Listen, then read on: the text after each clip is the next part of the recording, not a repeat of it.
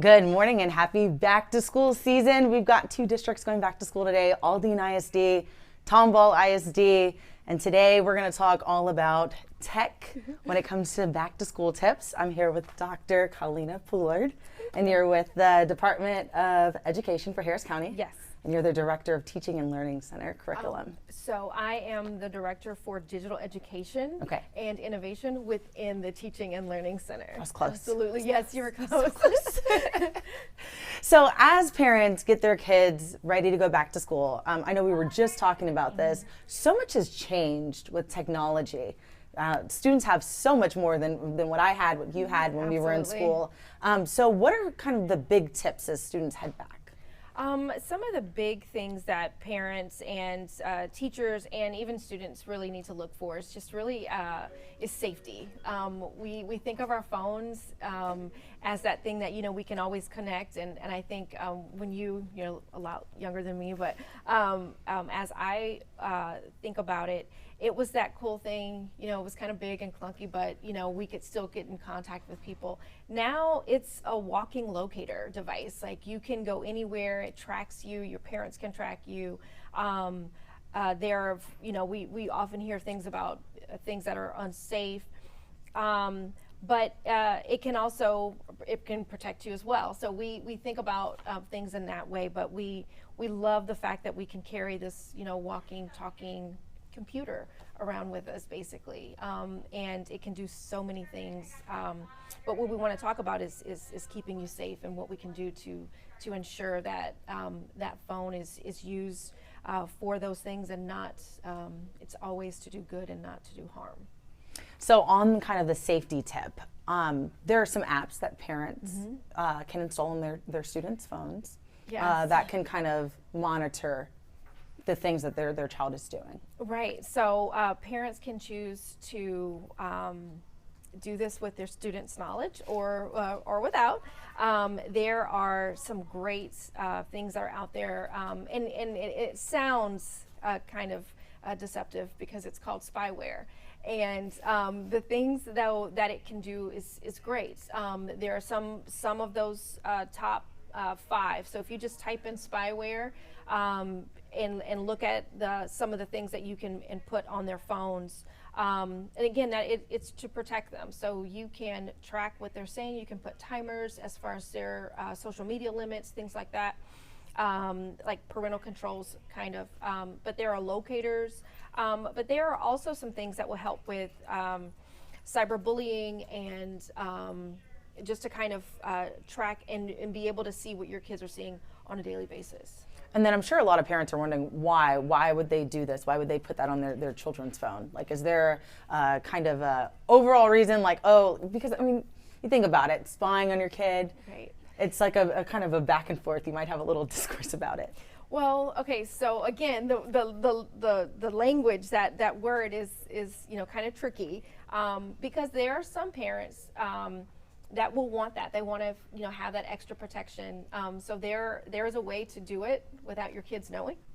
But then there's an absolute way that your kids know. I mean, there's even spyware that will let you know when your child has gone over the speed limit in a certain area, or that they were actually speeding, or any of those kinds of things. So a lot of times it's not necessarily that you are spying. I guess parents can package that with protecting. I'm trying to protect my child, rather than saying that they are spying on them. But a lot of it is making sure that your kids are safe. I mean, as we said when we started out, there's so many things that are going on. There's so many things that's happening in this world. We couldn't, when I was younger, I kind of got to an age where cable news was starting, and you could see a million things online, and on your TV you still had things scrolling across and things like that. Well, kids nowadays, they can look at all of that and function within that. They can read all those things and see all those things at the same time, and their phones, getting notifications, and it can all be okay. And then we don't think about being distracted. We don't think about what we're not seeing around us. And having certain things on your phone and certain protections with even in your cars can protect you from the unsafe things that can be happening. And then kind of making a switch. I know a big thing that we wanted to talk about today is cyberbullying. And when I think back to me being in high school, you know, AIM was kind of a thing. MySpace was pretty big. I think Facebook came around closer to like my senior year in high school. Yeah. But this is stuff that students nowadays are using a lot. Yeah. And there's so many different apps. You know, you've got your Instagrams, your Twitters, your Periscopes, all this stuff. So how can parents protect their kids in those realms? The biggest thing is having those conversations up front, making sure that you and your kid know what it means to be cyberbullied, and what it means to be someone who is bullying someone online. I think knowing that kind of basis is understanding it, but having real conversations about what it means to do that to somebody, and if you are engaged in that it can come with some real serious ramifications. But I think that on a school basis, a lot of times what happens is it can be attention grabbers. You know, I want to do this, I want to say these things to you to get your attention. And some of it is just to be hurtful, and you don't necessarily know where or why it started. It becomes the cool thing to do to someone. But cybersecurity, and cyberbullying, that word is very clearly defined in the law, but it is not clearly defined in people's minds. They don't necessarily know what it means. And just to give you a really clear understanding, cyberbullying, the word bullying, it's harassment, it's incessant, it's something that you've done every single day. You're not just talking or saying, some snide comment about somebody once. You're saying this over and over and over, and you're doing it in many different formats. The tricky thing that's taken place is that because they've got all those different formats now, people will make up different accounts, and they will hide behind those things. They will hide behind those accounts, a fake name, just to say something and do something to someone else. And it can be for a host of reasons as to why they would do that. And then I know many parents are probably wondering, well, what are the chances of my kid being cyberbullied, and how do I identify that my child is being cyberbullied? The chances, the way that we kind of look at that, unfortunately, I've got some stats. So about 1 in 5 students will be bullied, or what they will perceive as being bullied. And the biggest thing is if they perceive it, that's their reality. So you want to talk to your child.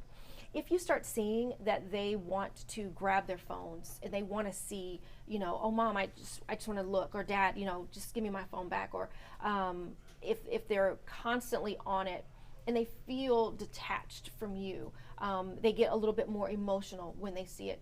They're probably trying to check to see if something else has been said about them.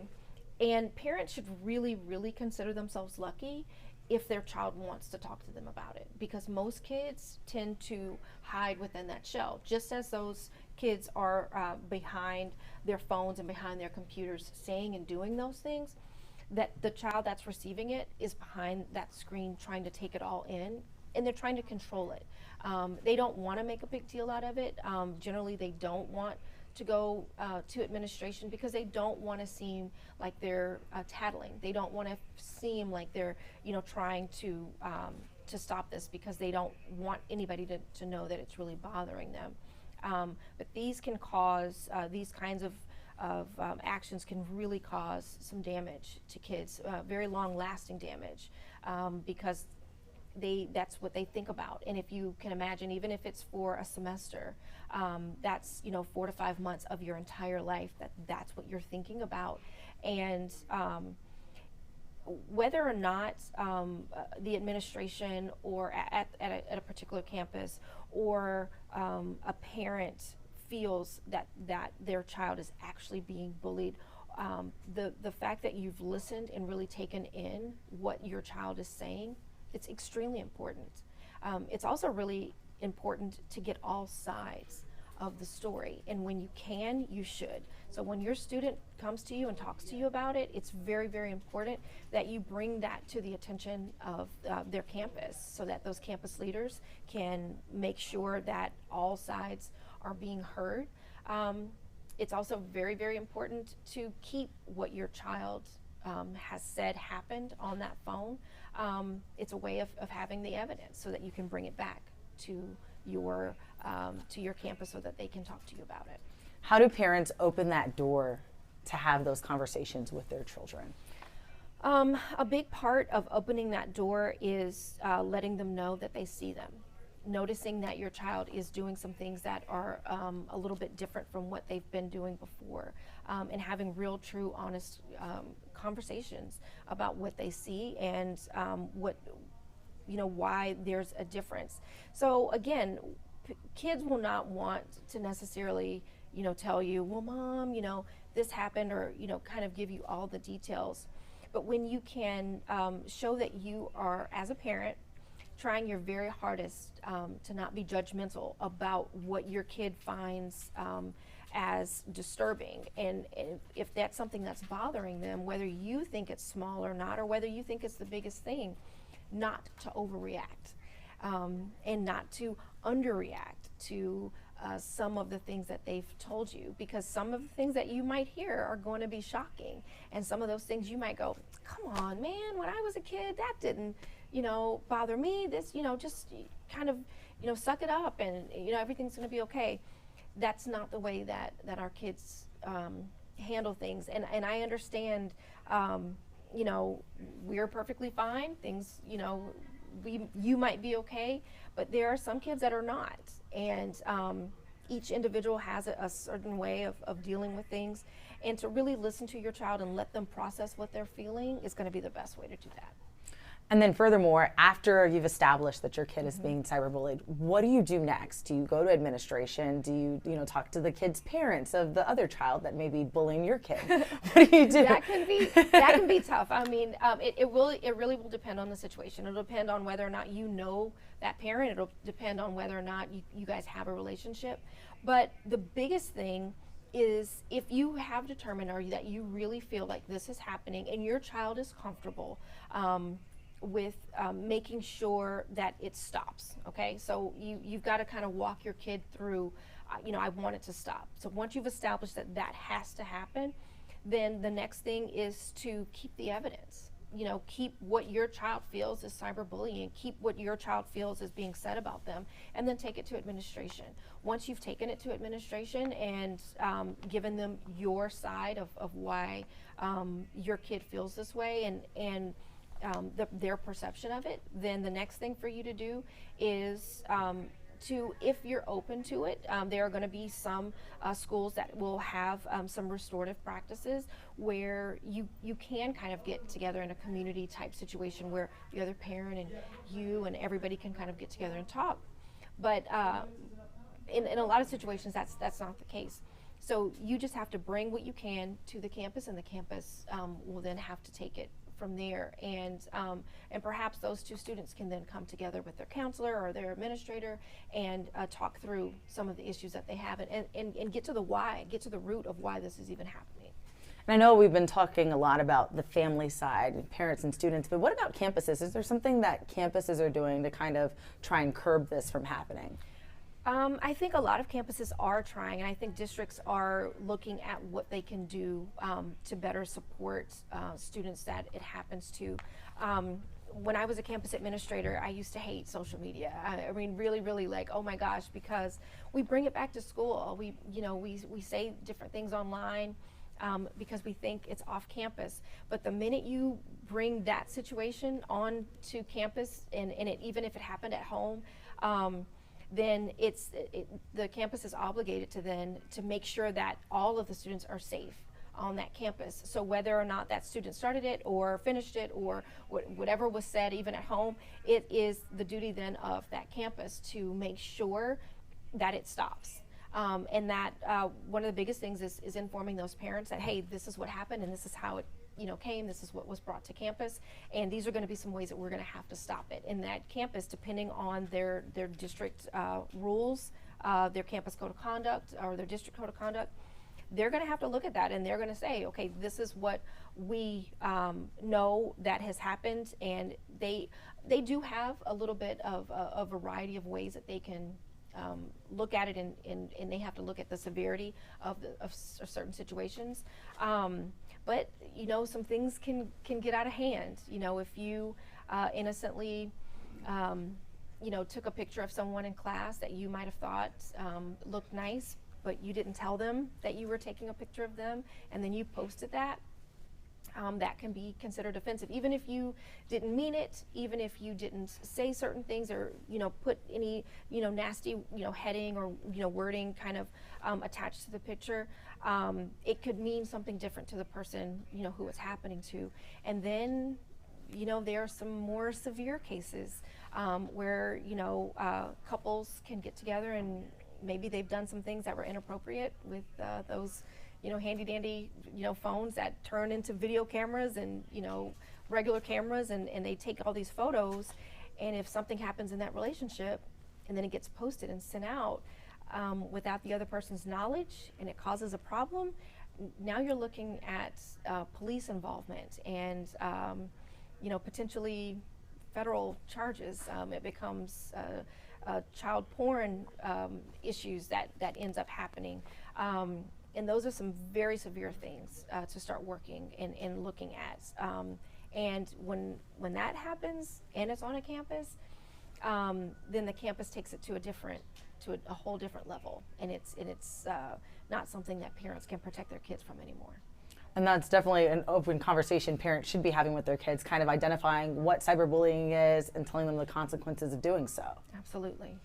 And then on the flip side, let's say you're a parent and you find out that your kid is the one doing the bullying. Yeah. Then what? So basically the same kinds of things are in effect. You need to get it to stop. It needs to stop. But you also need to figure out the why. You need to understand what is going on. In a lot of situations, what's going to be best is to listen, to make it stop, rather than looking at the punishment of that student, of your kid who could, you know, potentially be the person that's bullying. Not necessarily looking at, you know, oh, I'm, you know, what I'm going to do to you, you know, the punishment side, but really understanding the why and the root cause. So getting it to stop, hearing your child and why there is. There's an old saying that we use a lot, and hurting people hurt people. So figuring out why that is really going to be a key to stopping it and making sure that your kid understands the ramifications of what could potentially happen to them if they don't. Perfect. And we usually take questions during this. So I'm going to see, Chloe, do we have any questions over there? I've been looking, and not too many questions. People are still waking up. It looks like we did have a comment from our Facebook fan, Cicero. I think he was speaking on cell phones, and he was saying it's about safety. Until someone is an adult, they should have limitations because their brains haven't developed. What are your thoughts on that? Yeah, I mean, I can absolutely see that, which, you know, kind of brings us back to that spyware, and setting those limits. But even your phone carrier has certain limits that they can put on to, that parents can set for parental controls, and that's exactly what should happen. And it depends on your child's age, you know, that their maturity level is not quite there yet. I used to say, you know, their little minds, you know, they're still being developed, and that's, you know, takes us into what we've done with the phones itself. They're still developing. There's still so much newness that's happening, and because there's all of these different things that are out there, being in control of that as a parent, and being very, very aware of all of those things. So parents should learn with their students. Don't think that, you know, they're just a kid and they're learning all of these apps. Learn why they want to be on them and what they do, and follow your kids. Follow them on social media. Be a fan, like their pictures. but understand what they're doing. And that doesn't necessarily have to be a spy, and that doesn't make you the cool mom or like the person that's kind of over their kid. It makes you aware of what your kids are seeing too. So if you're seeing some things on social media that maybe you're uncomfortable with, be aware that your child is probably seeing some of those same things too. And then what message would you have to parents as they're starting to send their students off? What are the keys that you would give them, conversations that they should have with their child before they head to school? I definitely think that making sure that they know the limits of picture taking, of what's appropriate to post and what's not appropriate to post. Words that they are not allowed to use at home should not be allowed to be, used outside. One of the biggest things is that what people don't seem to know is, as you're growing up, you were starting, we called it, your reputation. What might be said now is your brand. And your brand will follow you. If there's something that you really like about a store that you go to all the time, like I love KHOU, I watch it every single morning. If there was something that happened with KHOU, I would want to know why. I mean, that's its brand. It's something that I've always looked to. I look because I look at the news and the way that it's given to me, and I trust what's being said. If there was something that were said that could not be believed, it might make me change my mind. What happens in those things when it comes to kids and their phones is you portray yourself as something on social media, and people believe you to be that. If you do or say something that's different than what your brand is, just know that you're shaping that all the time. So every single day as you are going through your life, you posting pictures of yourself and doing certain things, that brand is being built, and that's what people are going to remember you by. So I would just remind parents that safety is always going to be first. Safety is always going to be key. But making sure that they know, what's appropriate to be said and what's not appropriate to be said. And then, making sure that they know what's safe and what can lead other people to them when they're not aware that they could be being followed. It's so funny that you mentioned that, because it's a conversation I've been having with my nephews who are 15 and 16. I've been telling them, like, social media is so different nowadays. I was like, but it's one of those things where what you post lasts forever. I was like, we've seen so many public figures get in trouble for things that they may have had in their yearbooks, but the internet is literally at the tip of everyone's fingers. Yes, and in anything that you say. So just think about that. Your future plans. And I know, some middle schoolers that are out there now, and even those kiddos that are thinking about summer internships or any internship that you might want to go to. The first thing that people are going to do is they're going to look at your brand. They're going to find you on social media, and they're going to see what kinds of things that you've been saying, because they want to know what kind of person they're getting into their association. And then when it comes to cyberbullying prevention, what are things parents, students, teachers, administrations can do? To prevent cyberbullying, again, I really think a lot of it has to do with communication and them understanding that it's huge. Those stats, 1 in 5 kids feeling and having that perception. And again, perception is their reality. That perception that they're being bullied is huge to them, and it can affect them in so many ways. So a big piece of that is letting them know where those non-negotiables are, that these things will not be tolerated when you're at campus, and then let them know what steps will be taken if someone accuses them of this. But again, getting the whole story, making sure that your perception absolutely is what you're feeling, and that's valid, but here's what cyberbullying truly is, or here's what some things really are that you need to be aware of, so that you can make sure that you are open and honest about the ramifications of it all. If you were to give parents a closing thought, what would that closing thought be? I would say be safe.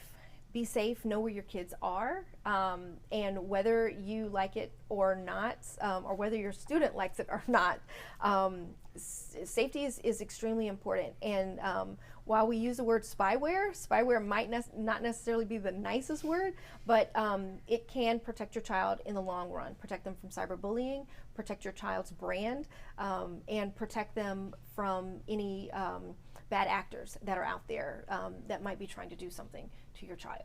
Perfect. Well, thank you Absolutely. so much. And for those of you going back to school today, happy first day back.